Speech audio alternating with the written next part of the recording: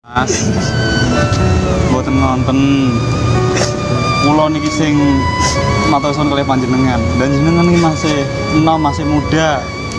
Masa depannya masih panjang tapi jenengan rela ndonoke matane panjenengan teng ibu kula, Mas. Pun ngeten kula janji. Kula bakal mulyakake panjenengan, Mas.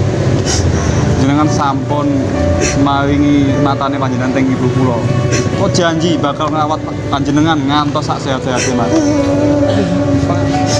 Pak, Ibu, Mas, ini pun daripada kula nganggu teng mriki kula tak pangsur ya. Nggih.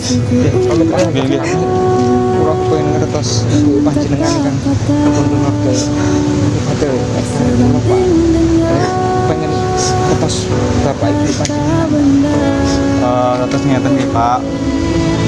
Bapak ibu kula niki wonten ing rumah sakit. Nah,